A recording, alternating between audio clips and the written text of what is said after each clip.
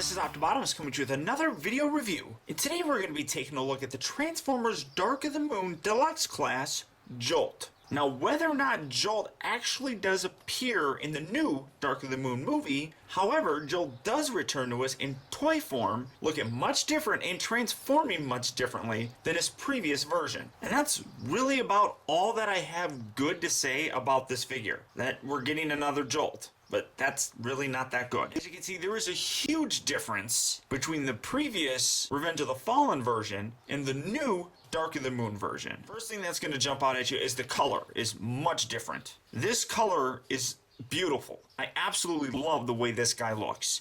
This color, very drab, very boring. They did some nice kind of things with the, I don't know, the electric look maybe on the windshield. And he's really got these weird kind of panels here that I don't even know what you would really kind of classify that as. But they couldn't even paint the actual pegs where the Mech Tech weapons go, which really sucks. Then you look in the front here, the grill's not painted, whereas this one has a really nice silver paint. They gave him clear translucent windshields, which, okay, that's nice, but the silver painted ones on here look perfectly fine. Flip around here on the side and you can even see that the rims on this guy are actually painted, while these are just straight up black to match the tires. Flip around here on the back, and again, really nice detail on the original version with it actually saying Volt, and it doesn't say squat here. It's just an overall very disappointing figure.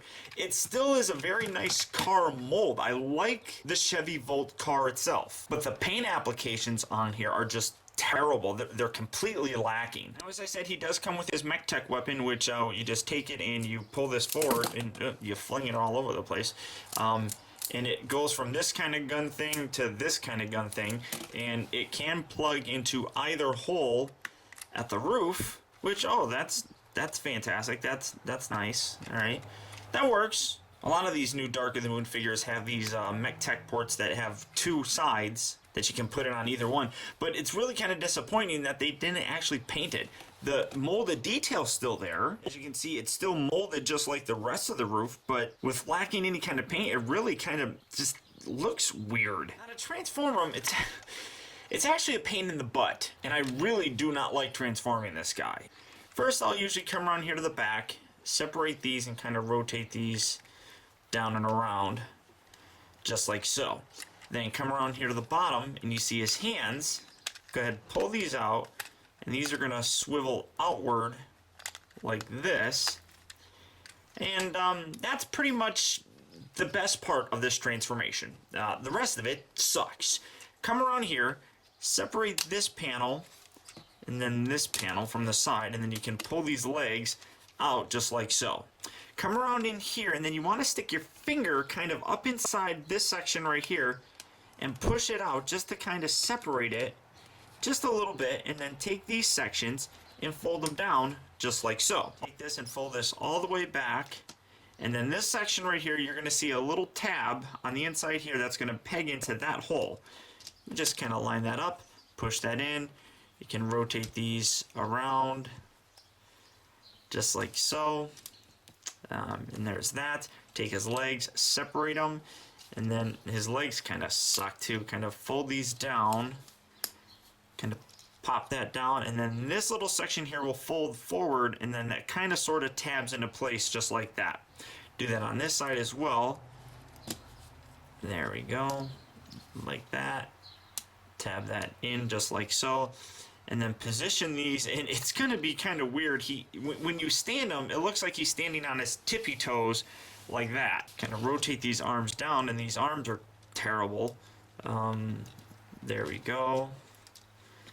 There we go. Now this part I actually really dislike. You have to angle these outward just like so, and that's going to kind of push this section back, and then you have to pop this, well, this sort of tabs into place, and I knew that was going to happen. His head doesn't have much clearance to just rotate that all the way around, and his head always pops off, at least on mine. Keep those angled out.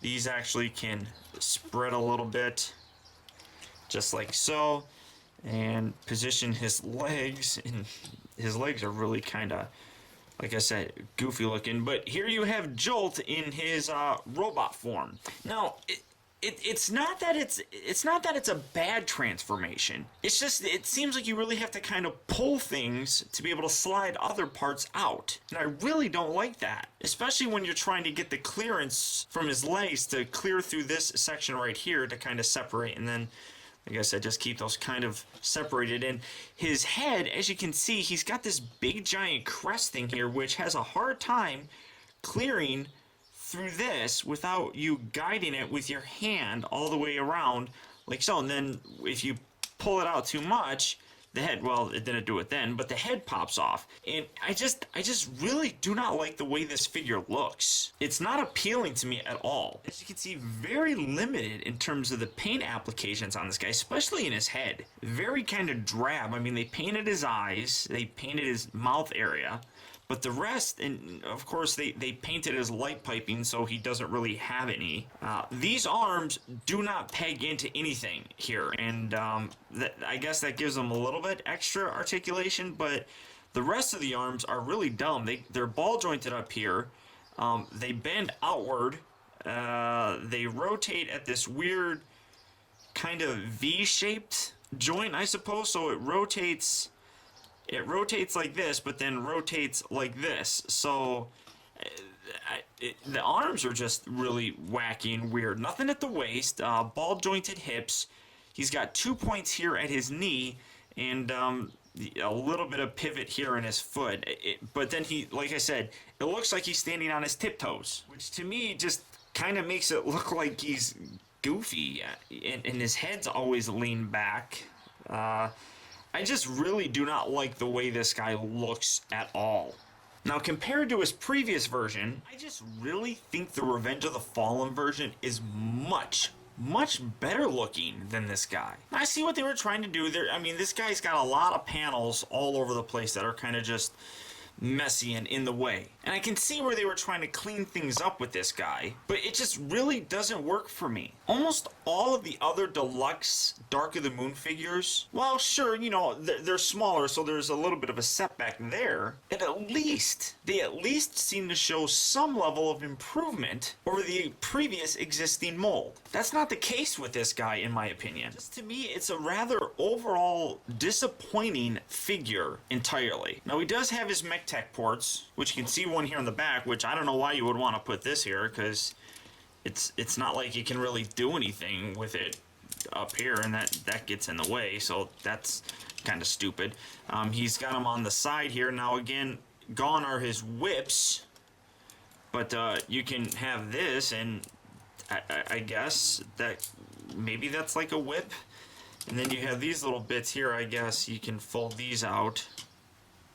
I don't know entirely what they're meant to do. It doesn't look like much of anything other than maybe give him a clip system weapon, maybe, but put those away. Those just look kind of silly. Just not a very good robot mode. Now to transform him, just come around here to the back. Like I said, be careful with the head and slowly fit that through all the way around. Straighten these out and then push that all the way out just like so. Come around here to the front section, separate this section right there, rotate that all the way down, and like I said, here you gotta spread these out, and really it's almost like you're pulling them, and you gotta fit them through this section, then fold these little doodads out, and again it's kind of cumbersome because you got other crap that's trying to get in the way. Fold these in, kind of clip those together, section these bits, which are going to be part of his windshield, over these little tiny tabs that you see inside there. And this kind of give that a good push together. You can rotate these around if you want. Tab those little guys in. Then his legs, like I said, are a little bit of a pain in the butt to get back in vehicle form, so you kind of angle everything down, force everything, whatever you really want to call it, just like that. Make sure you get these all the way down, and then rotate these all the way. These back sections have to rotate all the way around, and then the wheel has a little peg that's going to tab into the side just like that. So rotate these all the way down and around, and then tab that little section together, and that pretty much lines up the panels here. Plug that together, then angle these down, and yeah, see this, it just really kind of sucks. You're pushing everything and that pops everything out. Line that up, separate that, tab that together, and that's kind of put together there, and then just squeeze everything. And it really doesn't close off the front here very well. Come around here to the arms, rotate these around, rotate these down, and these, because of the way that these arms are, it's kind of a cluster, you know what, to get them to fold around. There we, keep that down. There we go, just like that. Rotate these around, rotate that down, rotate that around, and then these are going to slot inside here. Give those a little push to kind of close that section off. And here you have Jolt back into his vehicle mode. Now, for the most part, the Revenge of the Fallen figures have actually impressed me. This figure, however, is a huge exception to that. It's the first one that I've actually gotten that I really wish that I didn't. His vehicle mode, while the mold of it is very nice, mostly because I like the way the Chevy Volt car looks, the paint applications on it are terrible. Very bland, lacking any kind of vibrance to it whatsoever, and in general just a really blah looking car. The transformation for it isn't too complex, but it's a pain in the butt. Panels seem to get in the way of everything else, and it really feels like you have to pull things in an unnatural way to get something to slide past for the transformation to actually be complete. When it comes to the robot mode, that's even more bland than the car mode. Very disappointed in terms of the paint applications throughout the entire figure, and the robot mode really highlights the lack of paint. I can easily tell you to pass on this figure unless you are a huge completist and absolutely need to have every figure from the line. If that's you, go ahead and pick this guy up. Otherwise, do not spend your money on this figure. Save it for something else that's actually decent. So until next time, guys, I want to thank you for tuning in. This has been Optibotimus. I'll talk to you later.